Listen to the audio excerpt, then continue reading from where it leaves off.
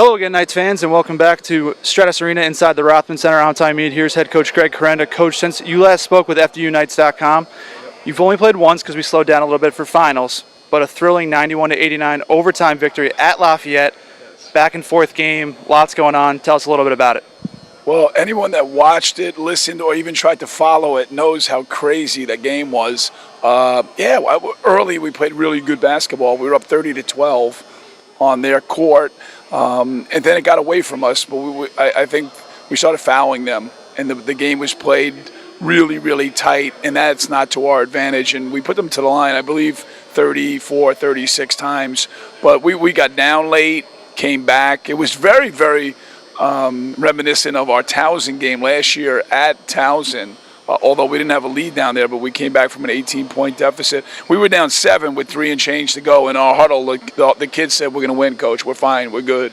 And I really didn't believe them, but the kids did it. It was their game. But I was very, proud of all of our players. And like Earl Potts. When it's not Earl Potts, it's Marcus Towns, and it's Stephon Jiggets, it's Darian Anderson. It's a good class of players, and we have a deep team. And to win on a Patriot League court, not playing your greatest basketball and putting them to the line 36 times was very, very enlightening for me to win. It was our first road win with a bunch of young kids, so it was a great night. But it was a crazy night for sure. You mentioned 4 sophomores who are important to your team, but let's talk a little bit about Tyrone Ogarro. Right. Had the tying basket at the end of regulation, also had a great defensive play in overtime that kind of set up a go-ahead point. What do you think of his performance late in that game? I mean, it was huge. I mean, I think I was quoted as saying that he earned his stripes that night, and he really did. Tyrone is a kid that plays so hard and wants it so much, and he hasn't gotten off to a great start. He's just trying to fit in, and now we're taking him off the bench. But in the overtime, he was immense defensively against all of their players because he can guard 1 to 5. And then the stick back at the end put us into overtime. So Tyrone, it was a huge. I had a St. Peter's prep hug with Tyrone after the game, and the team then jumped in, and it was a great night for Fairleigh Dickinson basketball. But it was really a great night for Tyrone. What can a win like that do for your team's momentum going forward?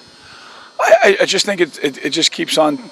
It keeps us believing, and there's a lot of belief in our program, and it's hard to see the forest through the trees, but for me it shows that we can win on the road. And you know what, we could have won that Delaware game. We were right there for the first 10 minutes. We were right there with Princeton. I know it was only 10 minutes, and then with Temple we played really, it was a 2-point game at the half, and we cut it to 7 late. So it shows that we can win on the road, which this team historically has been able to do. So it just shows us that we're going in the right direction, and good things are to come. Let's talk a little bit about Earl Potts Jr., Darian Anderson, Marcus Towns, and Stephon Jiggets. Right. 4 sophomores, your top 4 scorers this year. Right. What have you seen out of that group?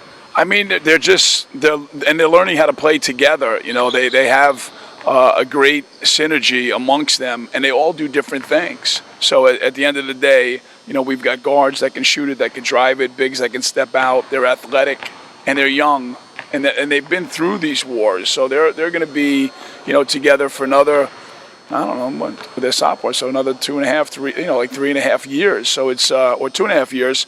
They're really, really like stepping their game up. They're becoming men in front of us. So not only are they, and they were asked to win games for us last year. Darian and Earl, all those guys, Steph. And Marcus have all helped us win games, but now as sophomores, I look at them like juniors or seniors. They're my guys, and I'm really proud of them, and that's the future of our program. And then you follow that up with, Mike Holloway is, in the top 5 in the league, I believe, in field goal percentage. And then the guys that people aren't, yet acquainted with is the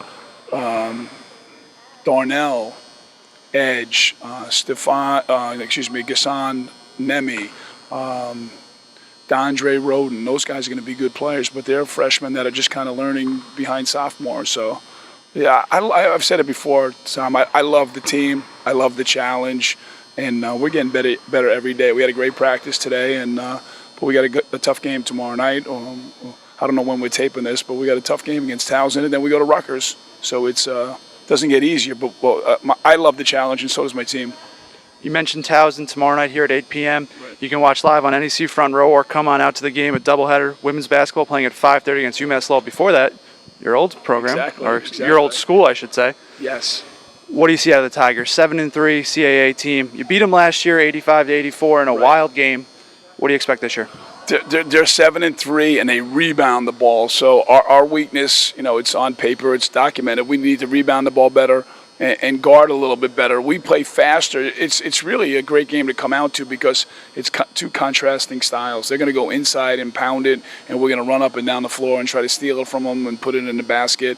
And the better team will win. But I believe that Coach Scarry has put together that team was 1 and whatever a few years ago, and he's put together a really, really talented group. They're well coached. We were fortunate to win down there last year, so it's going to be hard. But I think our team, we have, they're a CAA team that's 7-3. So we haven't. Our schedule has been such that we respect them, but we're not fearing anyone. But they're a good team, and it'll be an exciting game. It'll be a really hard-fought, exciting basketball game. So if you're out there and you're done with your Christmas shopping or you haven't started it, it'll take 2 hours.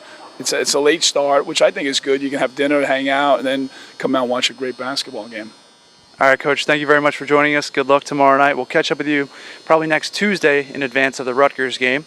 Okay. And for all you fans, you can come out tomorrow to Stratus Arena to watch men's or women's basketball, 5:30, 8 p.m. You can also watch both games on necfrontrow.com.